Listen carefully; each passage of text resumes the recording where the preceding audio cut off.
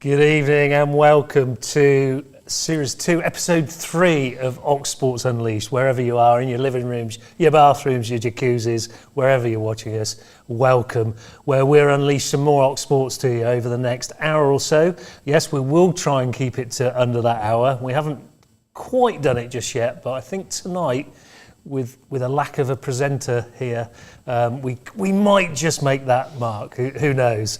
If he's watching, apologies there to KDog. But yeah, it's... I'm not Kieren Bushnell. It's not Kieren Bushnell. No, I'm not. It's roller coaster Ryde. Welcome, Colin. First time in front of the cameras. Evening, Woodsy. How are you feeling? I'm feeling okay. Yeah, good. Yeah. We were prepared for about an hour before we started tonight, weren't we? So, yeah. We're much more prepared tonight. So, what could go wrong? Lots of things, I'm sure. I'm sure it could be. Over to you, Colin. I'll start the show. Yes, indeed. And we start off with rugby, and we got highlights from Chinnor's game against Hartpury.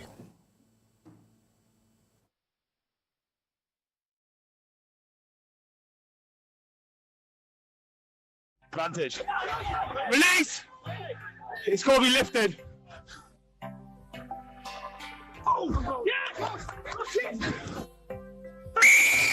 Right. Here you go, Nine.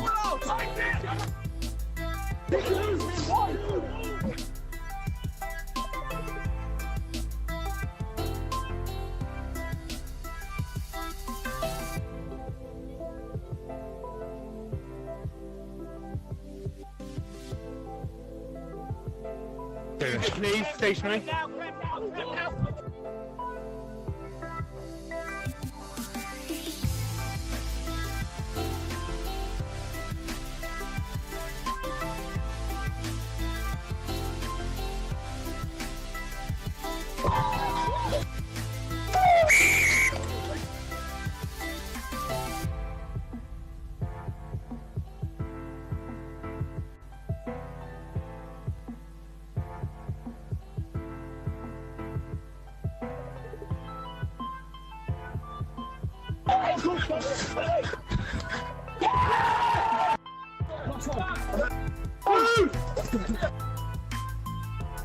Advantage early on the 6th.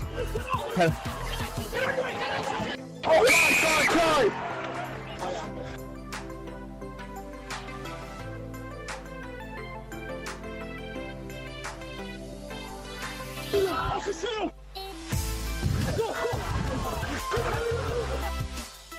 try! Try, on the line.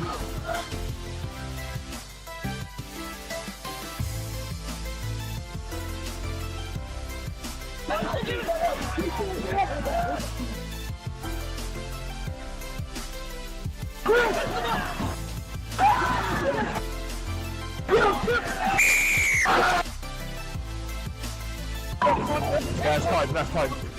Way over. Yeah. There we go, losing out 34-19 to Hartpury last weekend. So just a good point at this stage to mention, if you have got any rugby highlights of your club, please do send it to us at Ox Sports Unleashed at that email address that we normally give you is oxsportsunleashed@gmail.com. There it is on your screens, oxsportsunleashed@gmail.com. Well, tonight we've got a different producer. We've got Patrick Lock behind the cameras tonight, and obviously he was part of the normal roundup of last weekend's football with yours truly here, and they caught up Lock and Ryde this week. There's no roar of the Lion, but I'd like to call them Starsky and Hutch. It's Lock and Ryde.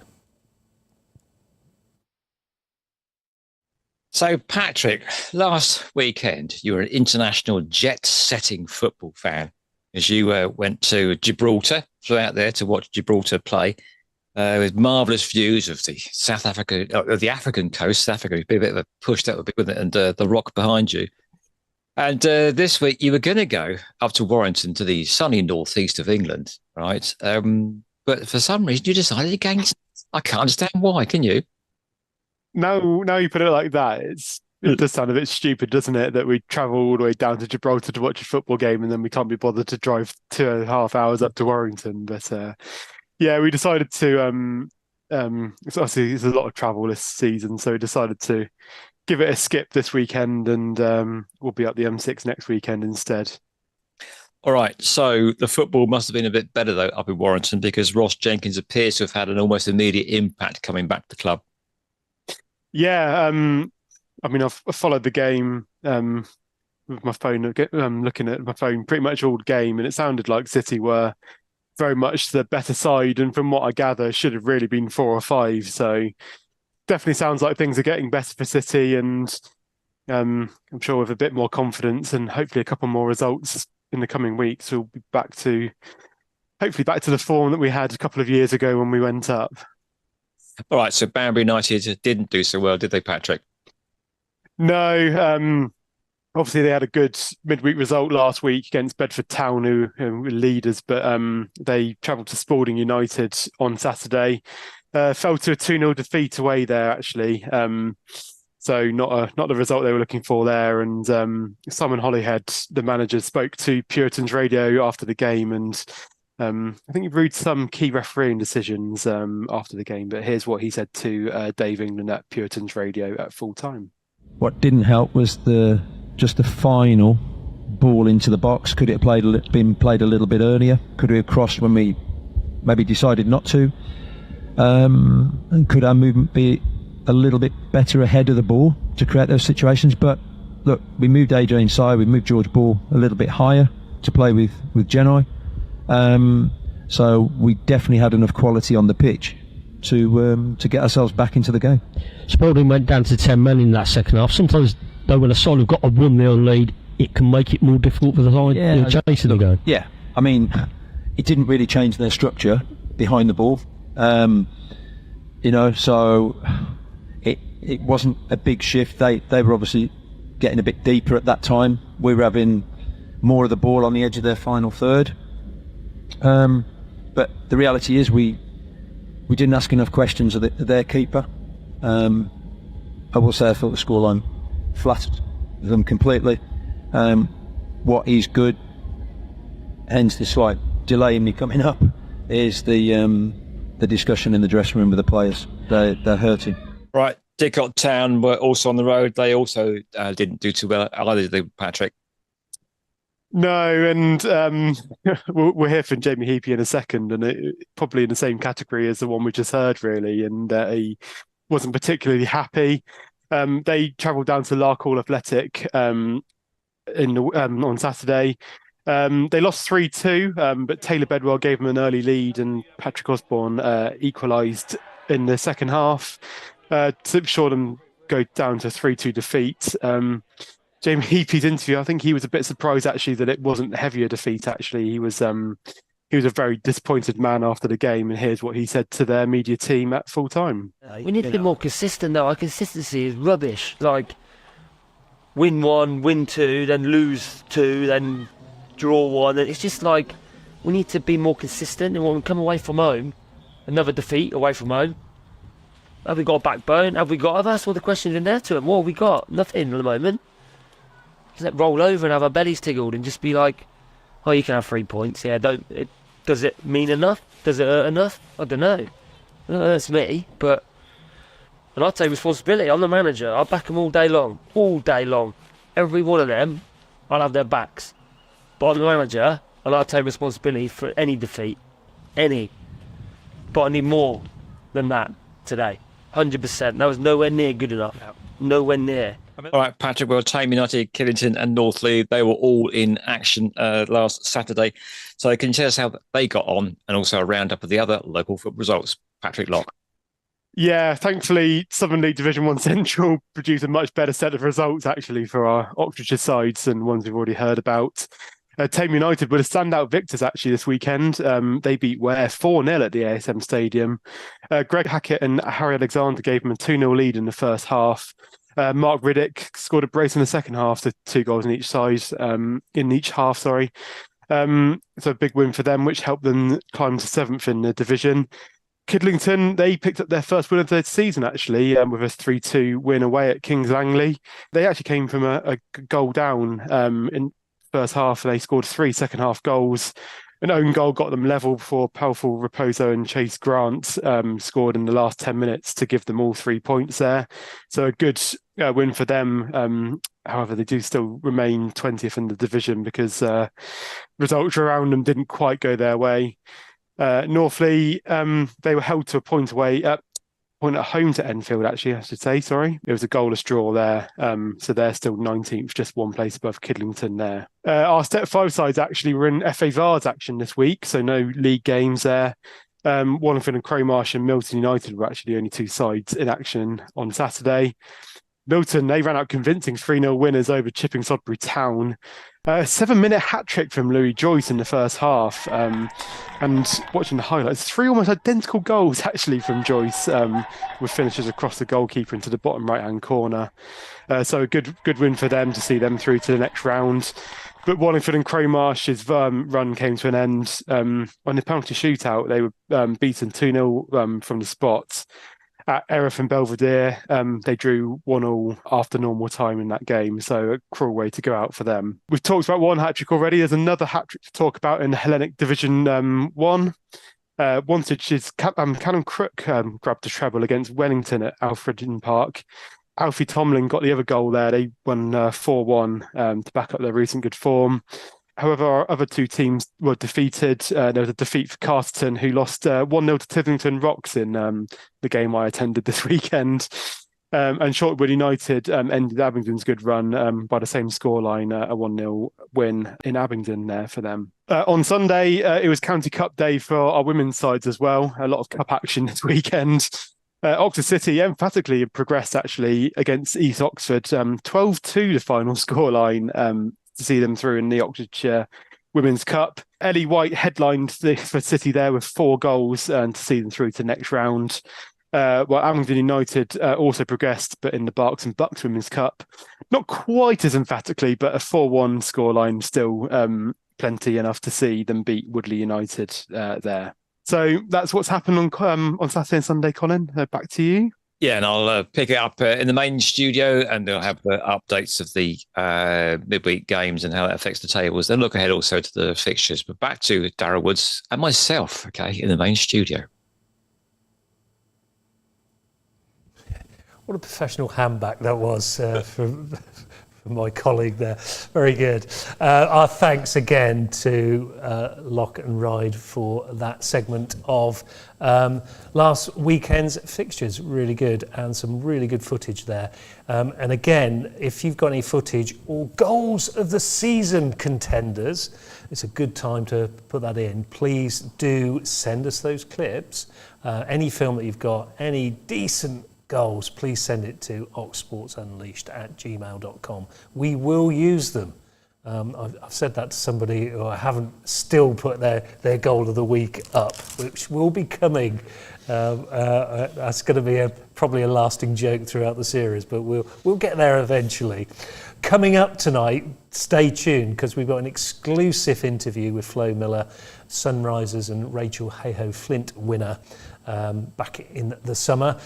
Really insightful interview with Flo. So stay tuned for that. Plenty of action from Oxford City. So lots to pack in. Yeah, and that's where we go next, Oxford City. And last weekend, the Hoops won away 2-0 at Warrington. But they came back down to earth with a bit of a bump on Tuesday night, losing 3-1 at home to Kings Lynn. But cheer up, Hoops fans, because we're going to start with the highlights of last Saturday's win away at Warrington.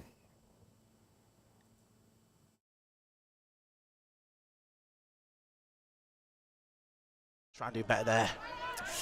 As Oxford clipped the ball forward, and he's broke the offside trap here. Douglas is scrambling to get back, and that's a good finish, and it's in. Tom Scott for Oxford City.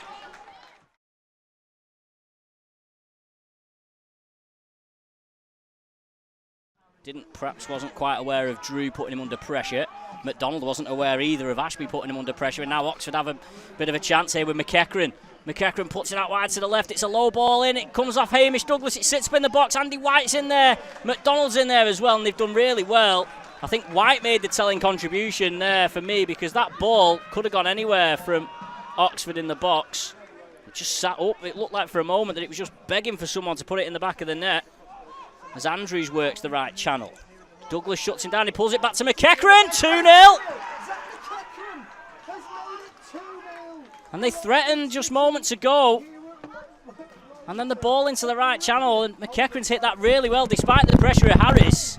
And it's Warrington Town 0, Oxford City 2. He's going to curl it in. It's a good delivery, but Bourne Dixon wins the header. Only far as Coyle, who was almost anticipating that header. A low shot, good save by Dan Averton, got down really well, and then it's blazed over the bar. Fleet it was who just steered that. It's a lovely bit of work from Rodwell Grant. A nice layoff for Bourne Dixon, and he finds Connor Woods, who's got acres of space on the right hand side. He enters the penalty area. Connor Woods, he shoots Woods. Oh, what a block that is off the line. Wins the ball back.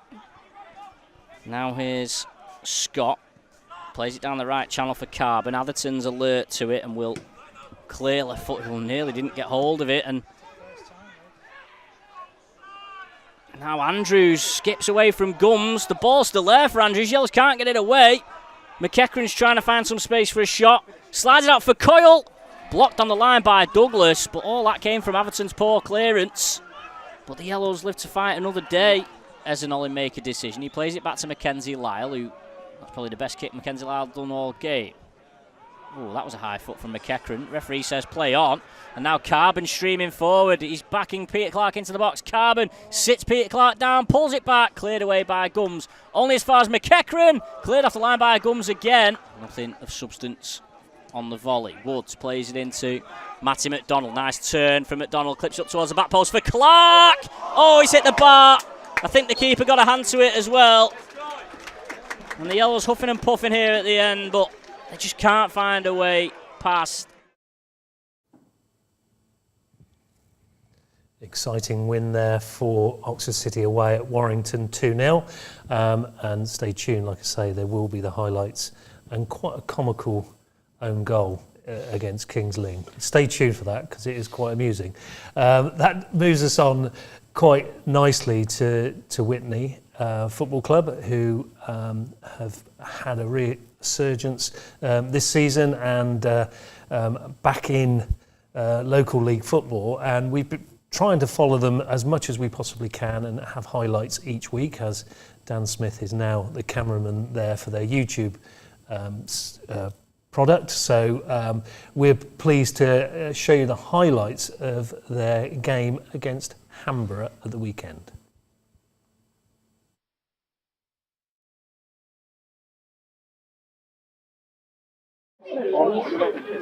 Yeah.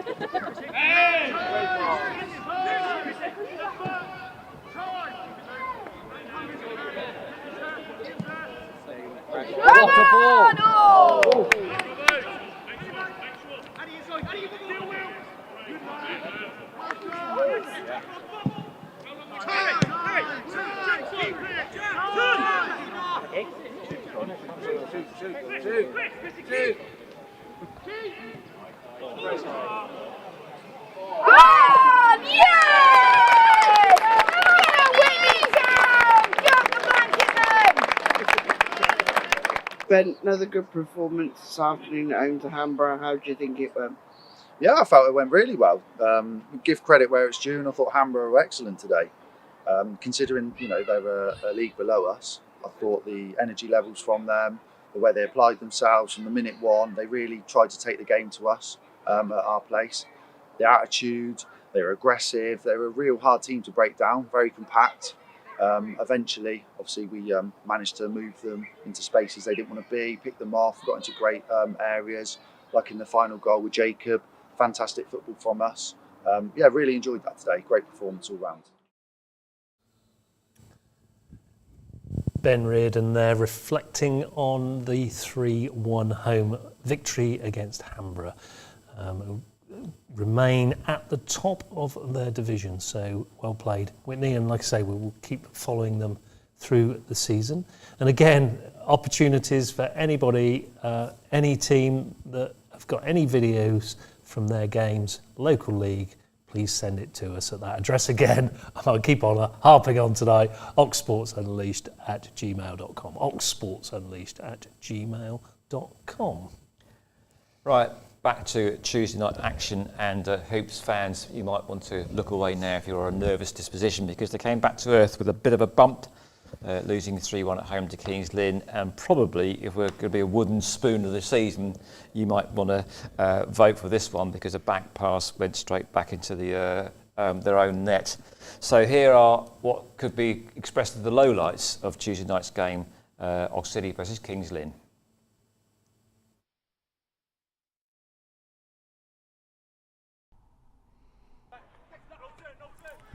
Oxford City hosted Kings Lynn Town on Tuesday night and started the game strongly until this freak incident when Jalen Jones looked to pass back to Kai Mackenzie-Lyle, only to find he wasn't in his own goal. Kings Lynn piled on the pressure. Patrick Boyd's long ball was chased after by Finn Barnes when it seemingly was going out of play.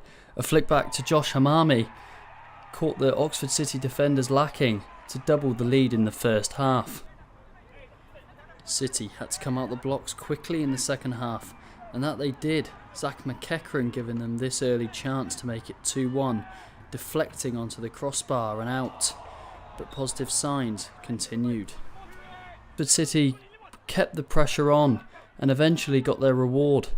A ball from Josh Ashby, finding its way through to Corey Andrews to reduce the deficit.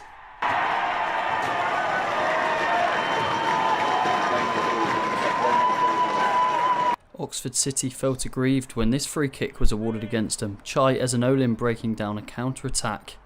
Well, Kings Lynn thought the card should have been red. Well, they were happy in the end. The free kick nodded home by Sam Walker to all but secure the 3 points for Kings Lynn.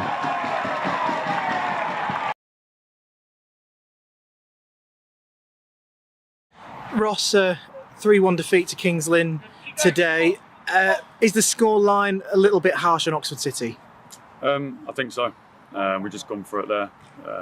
Went through the stats. Well, we don't normally do that after a game. Show the boys any stats, but we were dominant in our performance. The stats back it up.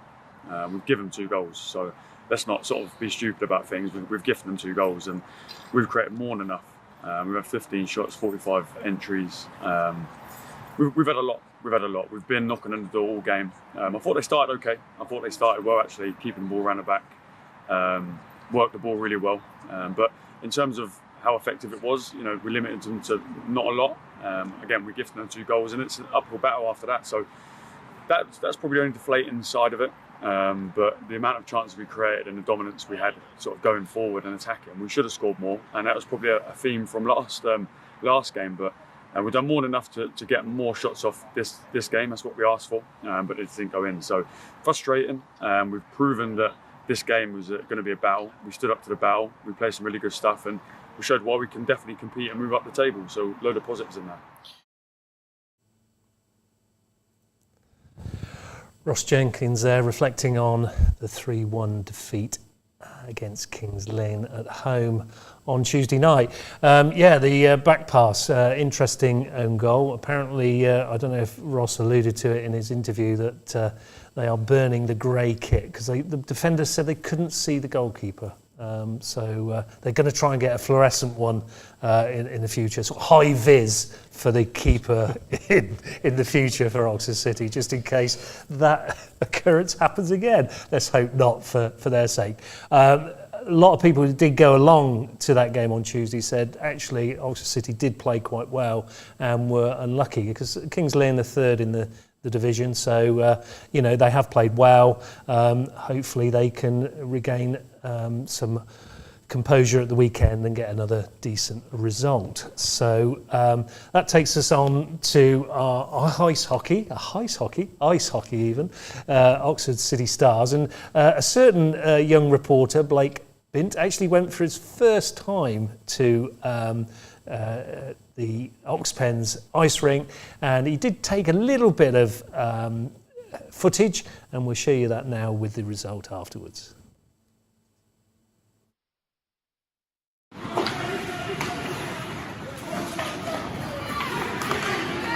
That's been the best bit.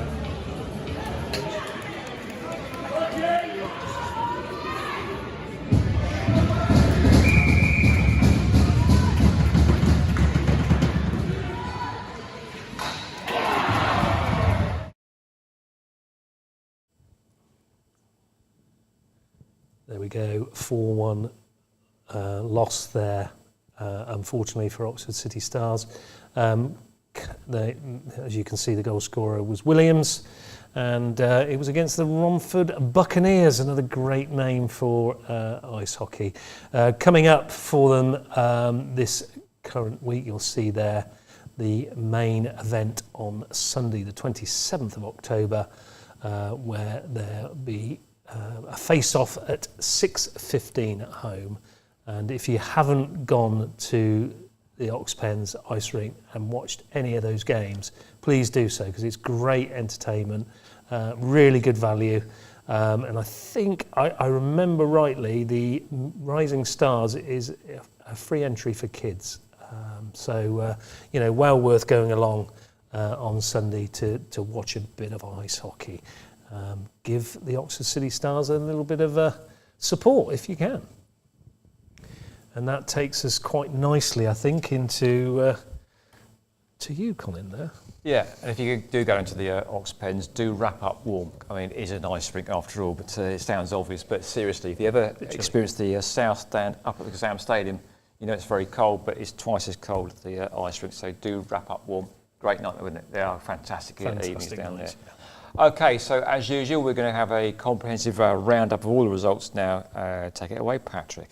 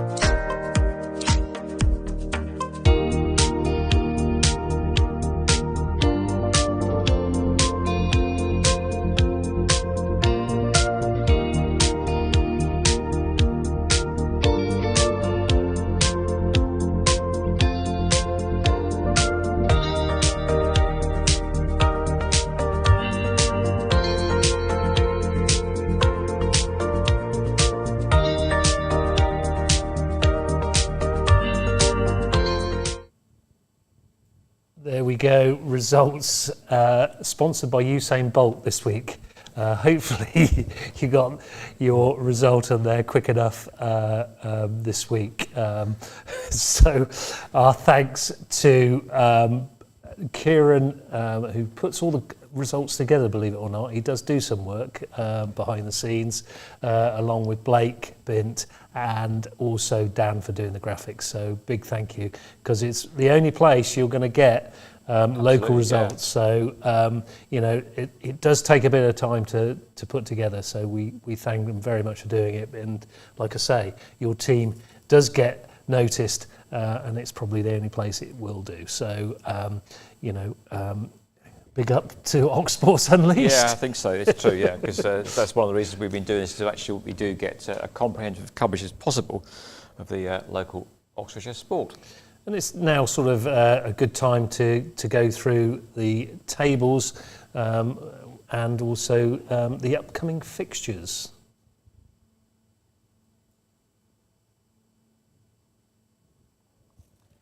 So a quick look down this one, and you can see that Oxford United are doing pretty well. They're currently 11th in mid-table after, I think, 4 or 5 draws in a row, actually, but they are unbeaten at home still after their West Bromwich Albion draw and Derby County at home on Tuesday evening. Oxford City, well, Ross Jenkins is back in the Oxford City fold, but they are still languishing in the wrong end of the table, unfortunately, in 22nd place. And we then go to Premier Central and Bambi United. They're 7th. They still have an up and down season, but they are still in the top half in the right place of the table. Division South, Didcot Town are 8th. Bit of an up and down season, but they're still holding their own back in Division 1 South. And Tame United, where they are 7th. Again, they are a little bit inconsistent in as much as they will win well one week and then lose a game, but they're still 7th in Division 1 Central. Unfortunately, North Lee and Killington are having a pretty bad season. They are languishing down at 19th and 20th, respectively.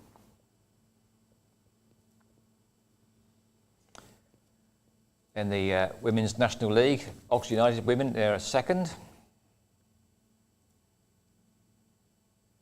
And in the Southern Women's Regional Football League Premier Division, Oxford City are showing the men how to do it. They are currently 2nd in that league. It's good with the women there. Yeah. Oxford United just behind #United, love that as a name of the football club. And Oxford City, joint top really, the same number of points, but just played a game more than the top team there. And the upcoming fixtures this week, we'll get the graphics on the screen there for you. Obviously Oxford United there, away to the leaders, current leaders of the Championship, Sunderland, so that'll be an epic game. Hopefully they can come back with some of the spoils there. Oxford City in National League North travel to Radcliffe. These are on Saturday, the 26th of October. Banbury United without a game this weekend in Southern League Premier Central, and Didcot Town host Exmouth Town in Southern League Division 1 South. In the Southern League Division 1 Central, Tame United host Hertford Town, and North Lee are on their travels to Welwyn Garden City in Southern League Division 1 Central, and also Kidlington do not have a game this weekend.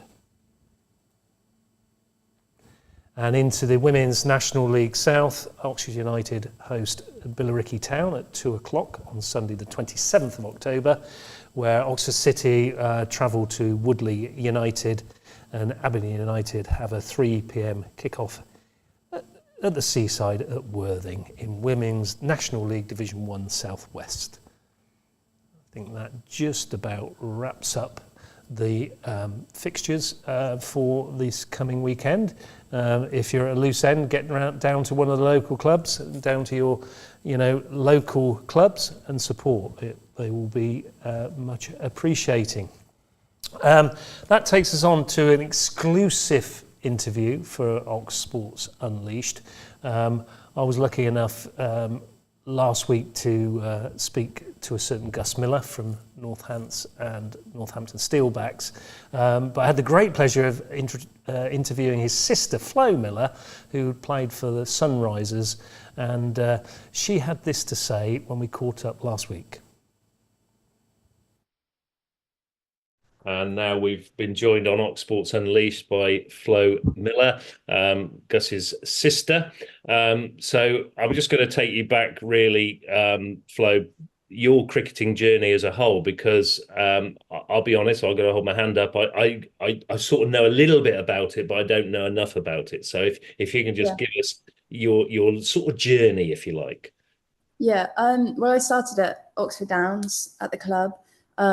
Kind of got into it because Gus was going, and it was kind of, for both me and my sister, it was kind of either play or just watch, and it was more fun to play, so we both got into it like that. And there was good girls set up there, so I played a bit of the boys stuff, but a lot of it was the girls stuff, which I did quite enjoy as well. And then from there, got put forward for county trials for Oxfordshire and got selected for that. I think I was at Oxfordshire from maybe 8 years old to about 12 years old, I think. And then from there, we made the move to Northants when we moved house to Bedford. So played there maybe from when I was about 13 to 17, maybe 16, 17. And then that's when all the regional stuff changed with the women's setup. So Sunrisers became a thing. And I got put forward for the trials for that. I think maybe when I was about when I was 15 or 16, put forward for the trials for the academy, which I was picked for. And then, from there I've progressed through the academy and into the first team, professional team. So, yeah. So that's sort of taken sort of 3 or 4 years to that little process there? From the academy to the first team? Yeah. Yeah, so I think I was in the academy. Well, I think because it started around COVID time. So there was like kind of trouble when it first started up. There was a lot of kind of training in 1s and 2s at like the nearest place I'd train at Northants County and things like that. So I think after that, when it started up, I think I was in the academy for about 1 year fully. And I think at the end of that year, I got a call up to the first team and played a few games at the end of their season. And then at the start of that next season, I got a pay-as-you-play for the whole summer. But I didn't really play that summer. I was very much like on the fringe of the team and just getting into the team and trying to break through. And then last year was when I started playing like more regularly. I played all the T20s and the back end of the season, the 50 overs then.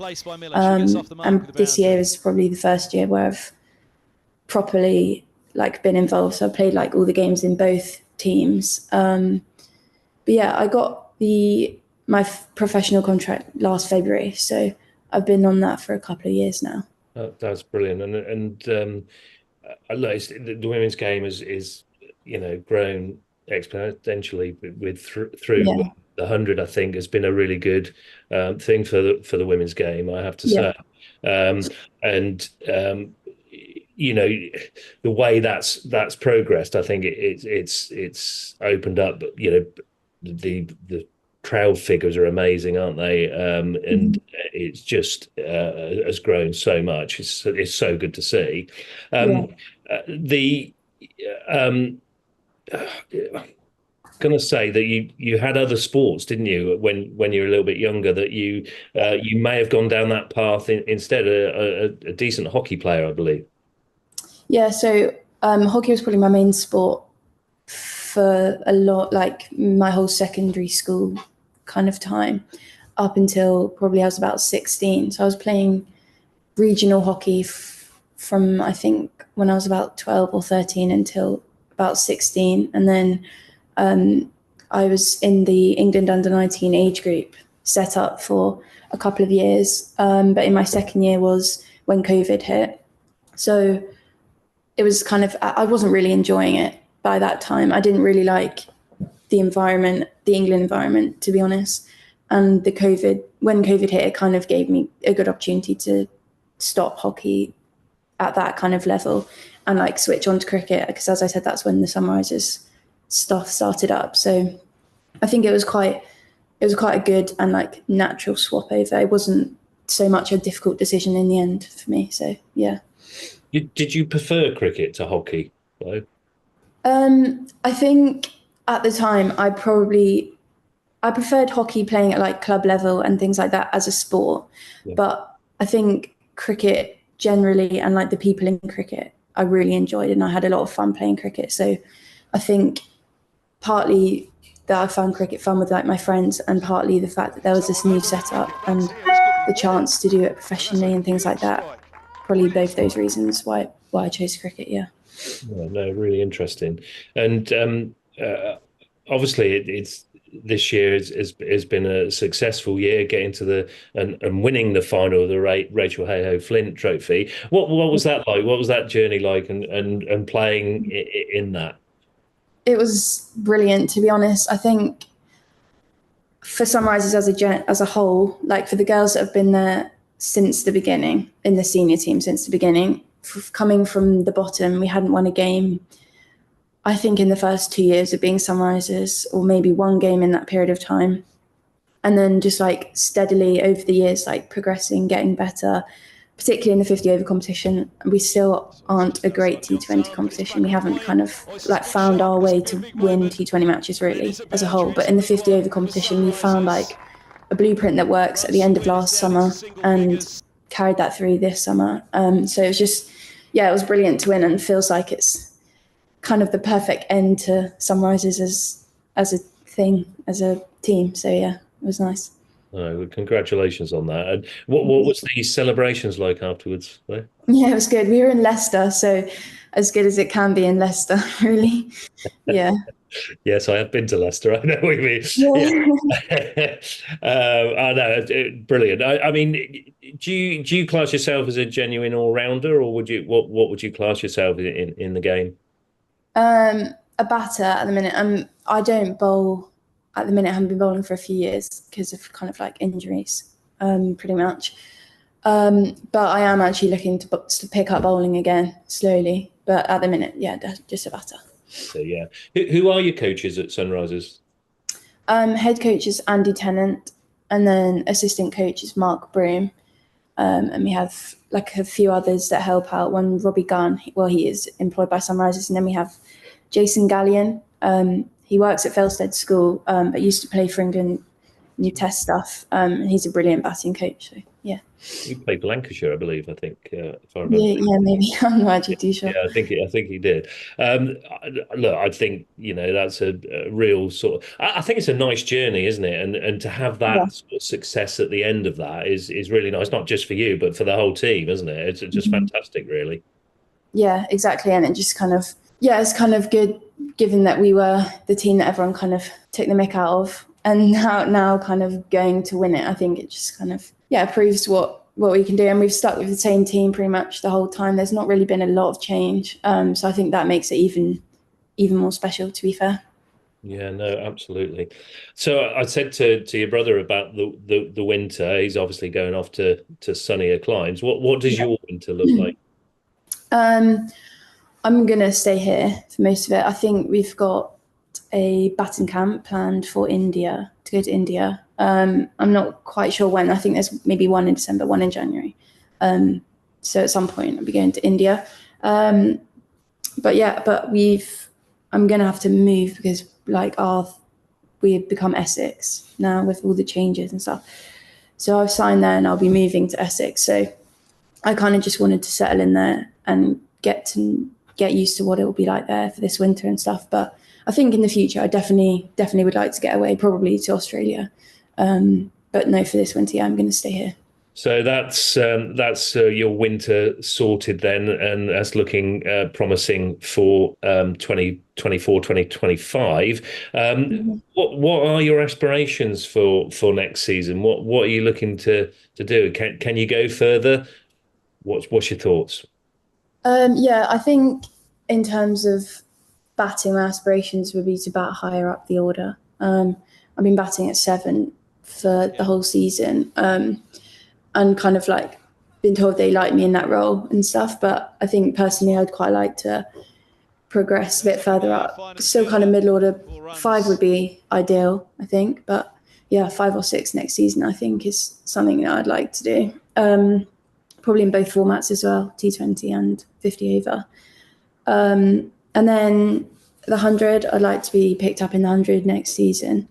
That's something that I'm I'd really like to do. And yeah, I suppose for next season, that's probably about it. But longer term, obviously I'd love to play for England in the future.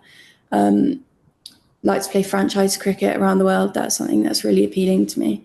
But yeah, I think I'd quite like to take it in like small steps and not look kind of too far ahead, I think. So just kind of take everything as it comes. But yeah, I think overall that's probably what I'd be aiming for. Yeah, I think it's good to have those goals, isn't it? And, those goals can always change. They don't have to be set in stone. That's the key, I think, with goals. But yeah, it sounds a sensible approach again there, Flo. And I hope that actually comes off for you. I mean, because that'll be sensational. Some of the crowds for the 100 have been amazing, haven't they? So really exciting part of possibly your future. So I was going to say on one thing, and this is probably a really unfair question, because especially if any other female cricketers are watching, do you think there's a part of your game from a batting perspective that you could be stronger at? Is there a thing that you're trying to really work towards during this winter? I think overall as a whole, probably just try and be more attacking where I can. 1 for 10 so far. I think is probably my main goal, without getting too technical, really, is just trying to find my way of scoring quicker, basically, and scoring with a higher strike rate is probably something I can develop, yeah.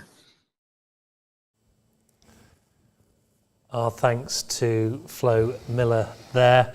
And hot off the press today, has signed totally for Essex.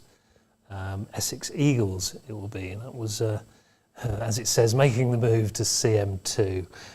So we wish Flo all the very best of luck at Essex in her future career in cricket. Lovely little interview that.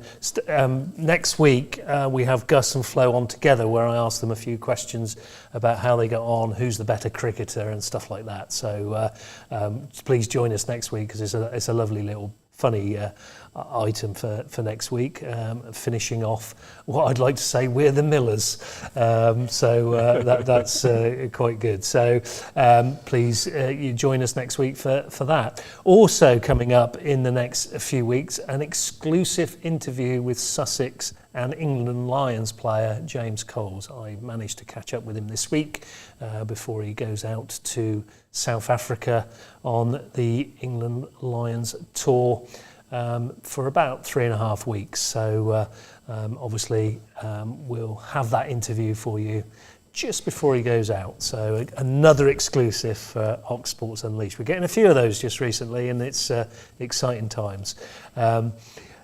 Well, it's been nice to have somebody professional sat next to me for a change. I mean, and somebody who gets through a show within the hour, Colin, how's it been for you? Short and sweet, and I have a face for radio, so I think I'll stick to that in future. There you go. Our thanks to Roller Coaster Ryde for joining us and stepping in the very small shoes of KDog. He will return, apparently, unfortunately for some, but he will be back next week. As shiny as ever, I say. Look, one thing I haven't mentioned, and I think Kieren alluded to it last week a little bit, is the reason we do this show is we are trying to monetize the YouTube channel so that we can put money back into grassroots sports in this lovely county of ours of Oxfordshire. So we really do need you to like and subscribe to our channel for YouTube, and we're a little bit away from that at the moment, but with things that we're looking to do for the future, there's going to be a netball feature in future weeks, and quite a few of us are off to dodgeball on Monday night. So there could be some fun injuries, I think. And injuries going on Monday night. So look for the fun highlights on next week's show. So we're looking forward to going along to John Mason's gym next week in Abingdon and sampling a little bit of dodgeball. It could be a challenge KDog there, I'm sure. So, and also at this point, this show is not just put together. Oh yes, it is. No, it is not just put together. We have people behind the scenes. Blake Bint has just joined us and is making inroads in doing some of the footage for us. Dan Smith does some great editing for us, and some of the graphics are absolutely fantastic. Producers, Patrick Lock, not only does he do the weekly roundup, he's produced the show tonight impeccably, and obviously Mount Bowden normally as well. So we thank them. And also a big shout out, of course, to Kieren, who's he did a bit of work this week, so we ought to mention that. And obviously to our social media and editing guru, Wes Spearman, because he does an awful lot of work behind the scenes you would not believe. It does take a while to put all this stuff together, believe it or not, to make us look good. And from me personally, it's a big thank you. And hopefully, you reap the rewards when we come live on a Thursday night to you at 8 o'clock with Oxsports Unleashed. So that probably just about wraps it up with my rabbling on there a little bit. But thank you for tuning in to Oxsports Unleashed this week. And please do tune in next week where we'll unleash some more Oxsports. It's good night from me. And good night from me as well.